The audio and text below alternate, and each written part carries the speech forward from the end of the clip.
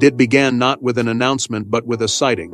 Meghan Markle, alone at a departure gate, no entourage, no familiar protection, just silence and tension. Meanwhile, across the Atlantic, Prince Harry was reportedly signing documents that insiders say could change everything. What looked like a routine travel moment suddenly became something far more unsettling and far more permanent.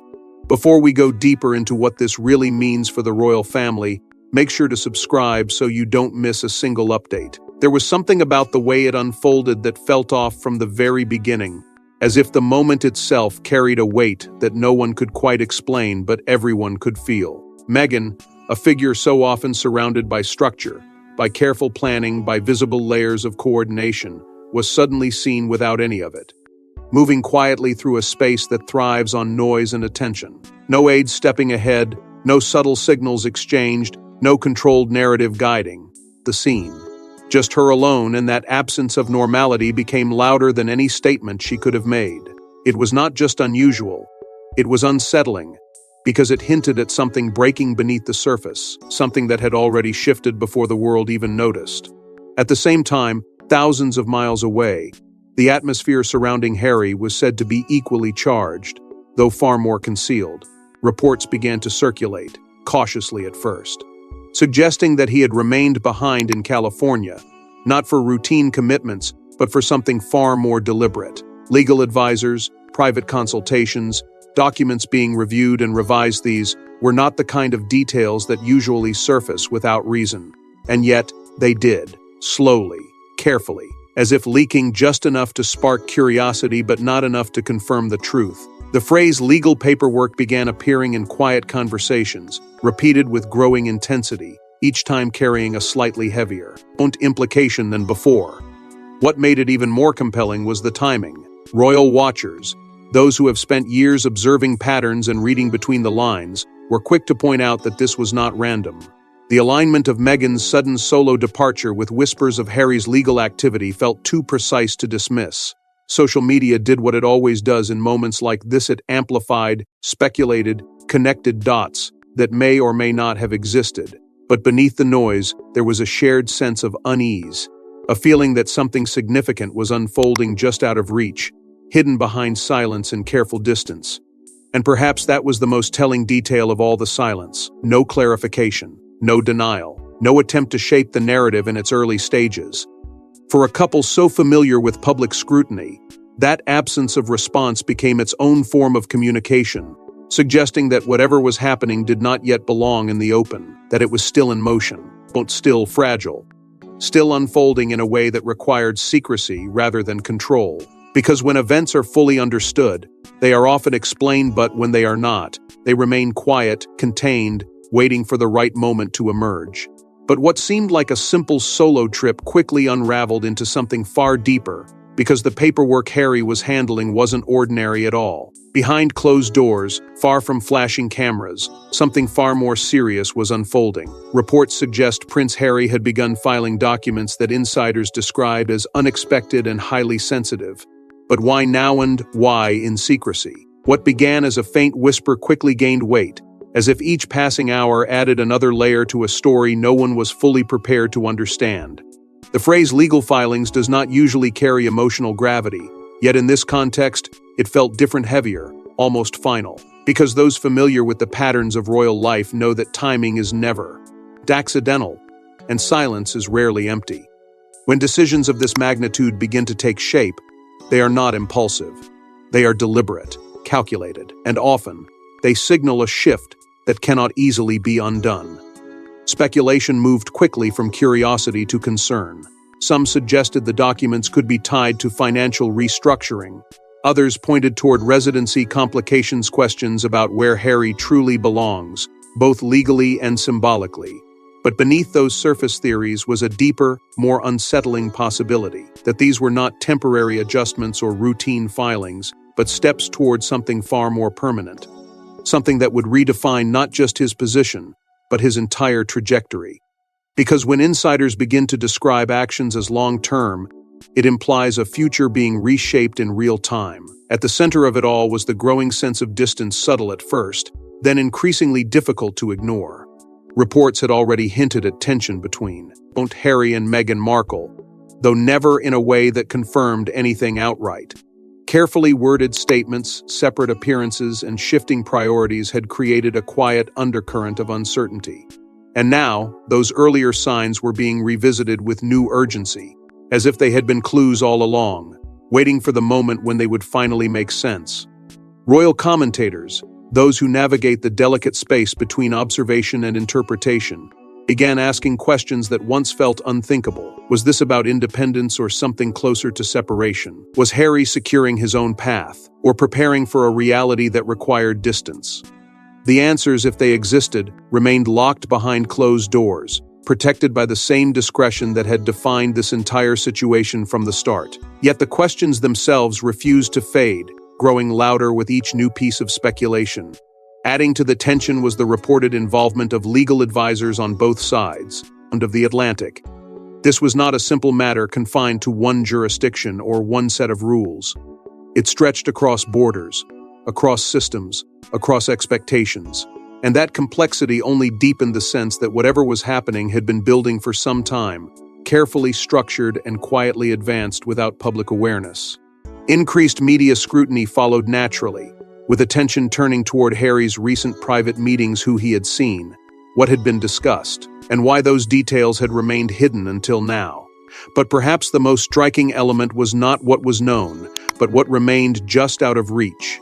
The absence of confirmation created a space where speculation could thrive, but also where the truth felt closer than ever, hovering just beyond clarity. Because when actions are described as sensitive, it is rarely without reason. It suggests stakes that are personal, legal, and deeply consequential all at once. And in that uncertainty, the story continued to evolve, not in sudden revelations, but in quiet, deliberate shifts that carried far greater meaning than any public announcement ever could. And as the nature of those documents slowly came into focus, Meghan's solitary appearance began to feel less like coincidence and more like a signal. There were no statements, no smiles, no explanations, just a quiet walk through the terminal. Meghan Markle avoided cameras, her expression guarded, her pace steady but urgent. For someone once defined by carefully curated appearances, this silence spoke volumes. It was not just the absence of words that drew attention, it was the precision of that absence. Meghan had long operated within a carefully balanced public image, where every movement, every appearance, carried intention. And yet here, that structure seemed to fall away. No acknowledgement of the surrounding attention, no subtle engagement with those watching, not even the faintest gesture to control the narrative. It was as if she had stepped out of the version of herself the public had come to expect, revealing something far more restrained, far more internal, and far more difficult to read. Reports quickly emerged that she avoided all interaction, not just with media but even with those who might typically approach her in such a setting. No brief exchanges, no polite acknowledgements, just distance. And that distance began to take on meaning. Because in moments like this, behavior becomes language. The way she moved, the way she carried herself, the deliberate effort to remain detached, it suggested not panic, but control, a controlled withdrawal. And that distinction mattered, because it hinted that whatever was unfolding was not sudden chaos, but something she was already aware of, perhaps even prepared for. Observers began to describe her demeanor as controlled but distant, a phrase that lingered because it captured something difficult to define. Controlled implied composure, strength, the ability to maintain form under pressure. But distant suggested separation, an emotional gap, a disconnect from the moment or perhaps from something larger. And when those two ideas exist together, they create tension, a quiet, unresolved tension that leaves more questions than answers. Because what does someone know when they choose to remain that composed in the middle of growing uncertainty? The uncertainty only deepened with the lack of clarity around her destination. No confirmed plans, no public itinerary, no indication of where she was headed or why. For someone whose movements are often anticipated, even predicted, this level of ambiguity felt intentional. It was not just that the information was missing, it was that it had not been offered at all. And that absence began to shape the narrative in its own way, allowing speculation to fill the gaps with increasing urgency. Even more striking was the absence of her usual support system. No close aides nearby, no visible coordination, none of the subtle infrastructure that typically surrounds high-profile travel.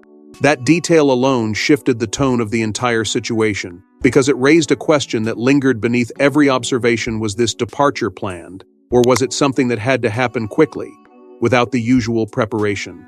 Some began to suggest it felt abrupt, not chaotic, but accelerated, as if timing had suddenly become critical, and that contrast between what is expected and what was seen became impossible to ignore.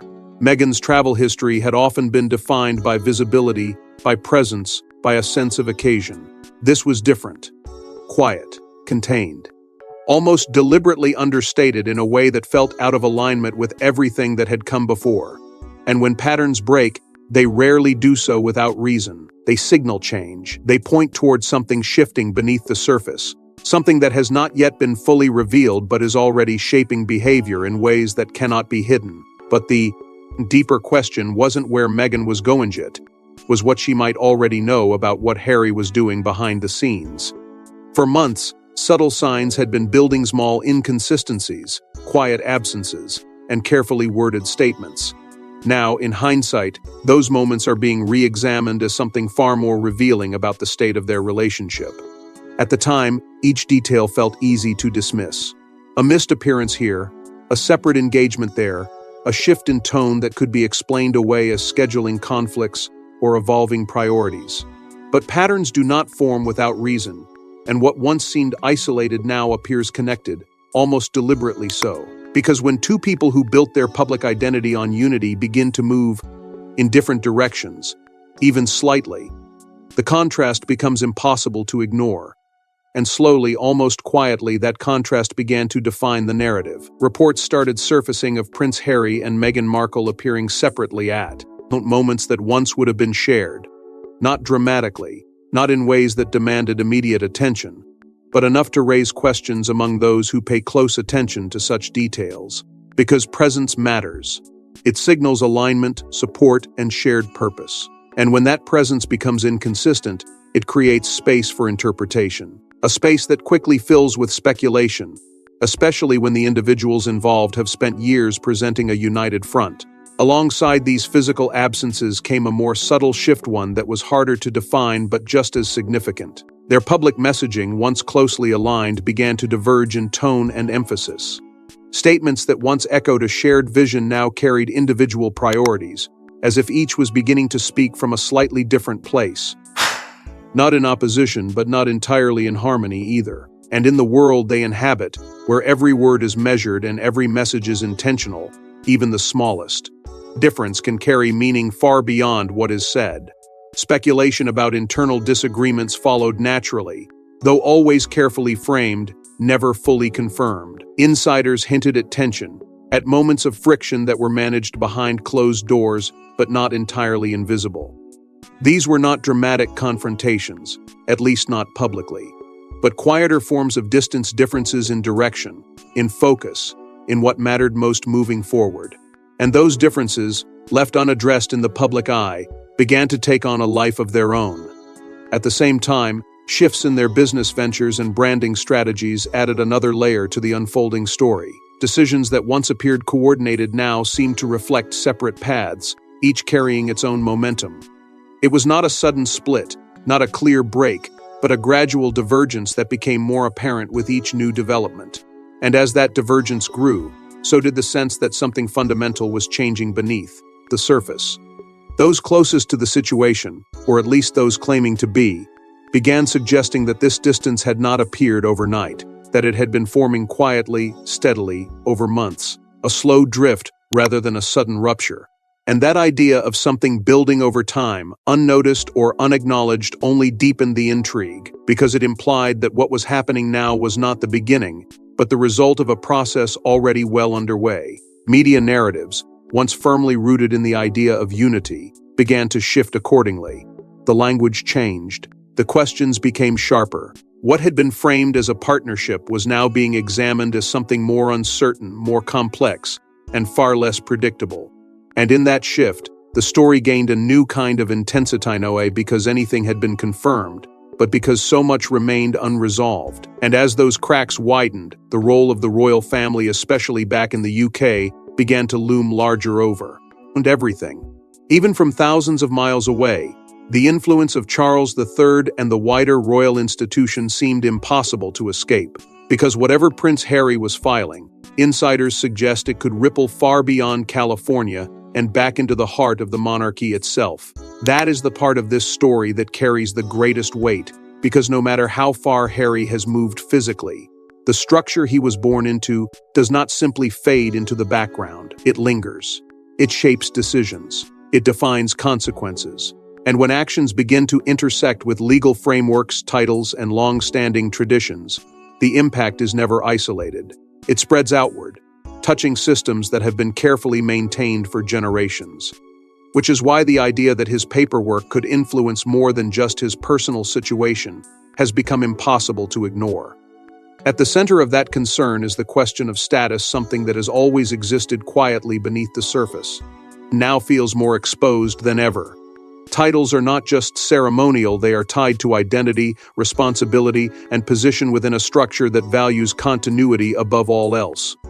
If Harry's actions are indeed connected to legal or financial restructuring, then the implications could extend into how those titles are perceived, retained, or even redefined.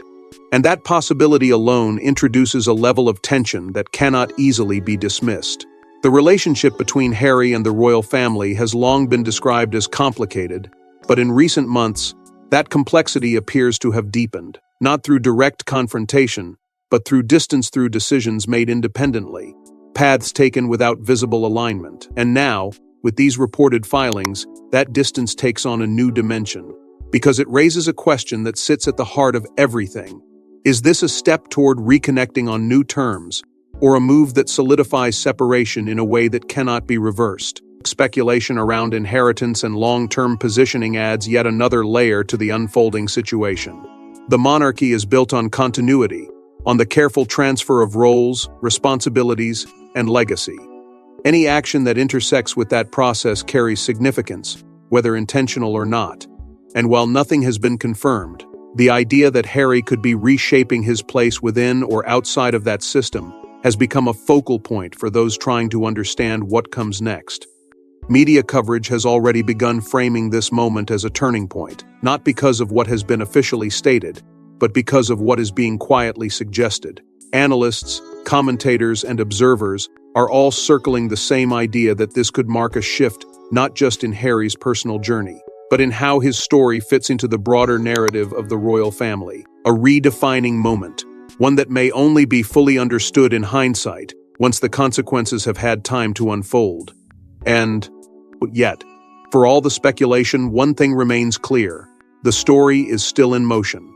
The documents, whatever they contain, are only part of a much larger process, a process shaped by history, by expectation, and by choices that carry both personal and institutional weight. And in that uncertainty lies the true tension of this moment, not what is known, but what is still waiting to be revealed. But if this was a turning point, then the final piece of the puzzle lay in what happens next, and whether this moment marks an ending or something even more unexpected. There's always a moment, the one where speculation becomes reality. And insiders now suggest that moment may already have happened, quietly, without announcement, hidden behind legal language and sealed documents. What makes this moment so powerful is not its visibility, but its absence of it. No press release, no coordinated statement, no carefully timed reveal, just the growing realization that something decisive may already be in motion. Reports have begun to suggest that whatever Prince Harry initiated did not remain in the realm of consideration for long. Instead, it may have crossed into action, into execution, into something that no longer exists as a possibility, but as a reality already unfolding beneath the surface. And that shift from what might happen to what already has changes everything. The idea that paperwork could be finalized without public acknowledgement adds a layer of tension that is difficult to ignore. Because in situations like this, confirmation often comes too late, after decisions have already been made and paths have already been set. The absence of official statements does not calm speculation, it intensifies it. It creates a space where every silence feels intentional, where every unanswered question carries weight. And in that space, the narrative begins to evolve on its own, shaped not by facts, but by the growing sense that something irreversible may have already taken place. insiders have started to use language that feels heavier, more definitive. Words like irreversible steps do not appear casually. They suggest a point of no return, a moment where choices can no longer be undone or easily reshaped. And while no one is confirming the specifics, the tone itself has shifted. It is no longer about what could happen, it is about understanding what has already been set in motion, even if the full picture remains hidden. For the public, this creates a kind of suspended anticipation. There is a collective waiting, a sense that clarity is close but not yet within reach. People are watching, listening, analyzing every detail, hoping for a statement, a confirmation, something that brings definition to what currently feels uncertain. And yet, that confirmation does not come. Not from Harry, not from Meghan Markle. The silence continues, and with it, the tension deepens. At the same time, a divide begins to emerge in how this situation is interpreted. Some see it as a strategic move, a necessary step toward independence or protection. Others view it as something more personal, more emotional, perhaps even reflective of deeper fractures that have not been publicly acknowledged. Media narratives begin to split along these lines, each offering a different perspective, each attempting to make sense of what remains largely unseen. And in that divide, the story becomes even more complex, because it is no longer just about what is happening, it is about how it is being understood. But perhaps the most compelling aspect of all is what remains unsaid. Because in every developing story, there are details that are shared, and there are those that are held back, and often, it is the latter that carries the greatest significance. What conversations took place before these decisions were made? What factors influence the timing? What understanding exists between Harry and Meghan that has not been revealed? These questions linger, unanswered, shaping the narrative in ways that are both subtle and profound. And yet, even as answers seem closer than ever, the silence surrounding this situation only makes the truth feel more elusive. When something this significant unfolds behind closed doors, the consequences rarely stay hidden. And now, the ripple effects are beginning to surface, subtle at first, but impossible to ignore. What once felt like a contained situation, limited to private decisions and quiet legal movements, is now expanding outward, touching every aspect of how Prince Harry and Meghan Markle are seen and understood. Public image, carefully built over years of visibility and narrative control, has entered a phase of uncertainty, not collapse, not yet, but instability. Because when actions remain unclear, interpretation takes over. And interpretation rarely moves in one direction. For some, this moment introduces doubt. A sense that the strength once associated with their partnership is being tested in ways that are not fully visible. The absence of clarity invites questions, and those questions begin to shape perception. For others, however, the situation is viewed through a different lens, one of strategy, of calculated decisions being made under pressure, of a narrative that is still unfolding and not yet ready to be fully understood. And in that divide, their public image becomes something fluid, shifting depending on perspective rather than fixed by fact. Royal commentators and insiders have responded in similarly varied ways, each offering interpretations that reflect both experience and uncertainty. Some suggest that what is happening now is the natural consequence of choices made over time, decisions that have gradually led to this point. Others hint at something more immediate, more reactive, as if recent events have accelerated a process that was not originally meant to unfold so quickly. But across these perspectives, one thing remains consistent: the recognition that this is not a minor development. It carries weight, and that weight is beginning to influence how their story is told. Beyond perception, there are practical implications that cannot be ignored. Business ventures, partnerships, and long-term plans all exist within a framework that depends on stability and clarity. When uncertainty enters that framework, even subtly, it creates tension. Questions arise about continuity, about direction, about whether the foundation remains as solid as it once appeared. And while nothing has been formally disrupted, the mere possibility of change is enough to shift expectations. The public, meanwhile, finds itself divided between concern and speculation. Some watch with empathy, aware of the personal dimensions that may be at play, recognizing that behind every headline are decisions that carry emotional weight. Others approach the situation with curiosity, analyzing each development, searching for patterns, attempting to piece together a narrative from fragments of information. And as these perspectives collide, the conversation grows louder, more complex, more difficult to define. Media attention has naturally followed, turning once again toward the personal lives of Harry and Meghan with renewed intensity. Every detail, every silence, every reported movement becomes part of a larger story that continues to evolve in real time. And with that attention comes pressure, the kind that does not just observe but shapes the environment in which decisions are made. Because when the world is watching, even the most private moments can take on public significance. At the heart of it all lies a question that remains unanswered, one that no amount of speculation can fully resolve. What does this mean for the future of their partnership? Not in a dramatic or definitive sense, but in the quieter, more complex reality of how two people navigate change, uncertainty, and the weight of expectations. It is a question that lingers, not because it demands an immediate answer, but because it reflects the deeper tension at the core of everything unfolding. But even as the fallout spreads, one question remains at the center of it all, and it may be the hardest one to answer. Sometimes, the most powerful stories aren't the ones fully revealed but the ones still unfolding. And right now, the story of Prince Harry and Meghan Markle feels far from over. There is a tension that lingers when events reach this stage, a sense that something significant has already happened, yet not enough has been said to fully understand it. The uncertainty surrounding Harry's legal actions continues to cast a long shadow, not because of what has been confirmed, but because of what remains hidden. Every reported detail feels incomplete, every explanation only partial.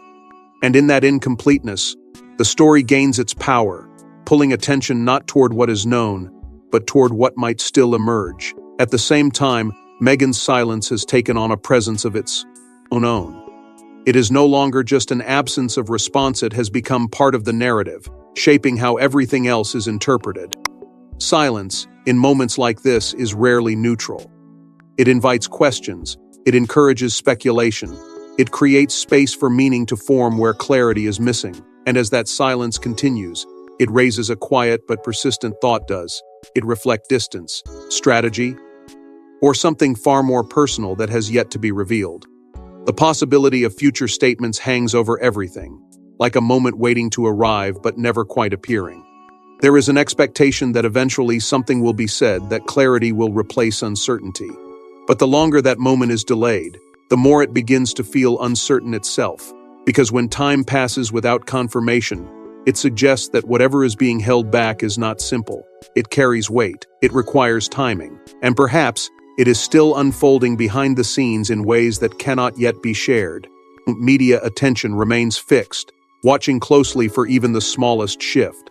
Every movement, every reported interaction, every hint of communication becomes part of an ongoing attempt to understand what comes next. But understanding remains just out of reach, as if the story is deliberately resisting definition. Analysts continue to explore possibilities, each one offering a different path forward: reconciliation, separation, transformation, none confirmed, all plausible. And that range of outcomes only deepens the sense that this moment sits at a crossroads, with multiple directions still open. What makes it even more compelling is the way the narrative continues to evolve in real time. This is not a story that has concluded and is now being explained. It is one that is still in motion, still forming, still shifting with each passing day. And that movement creates a kind of suspense that cannot be resolved quickly. Because every new development does not close the story, it expands it, adding layers rather than answers. And perhaps that is what defines this moment most clearly. Not certainty, not resolution, but the presence of something unfinished. A sense that the full truth exists, but remains just beyond reach, waiting for the right moment to surface. Until then, the questions remain, the silence continues, and the story holds its place unresolved, but far from over. Because in the world of royalty, silence is never just silence, it's often the calm before a revelation that changes everything. Thanks for watching. Please don't forget to like and subscribe, and we will see you in the next one.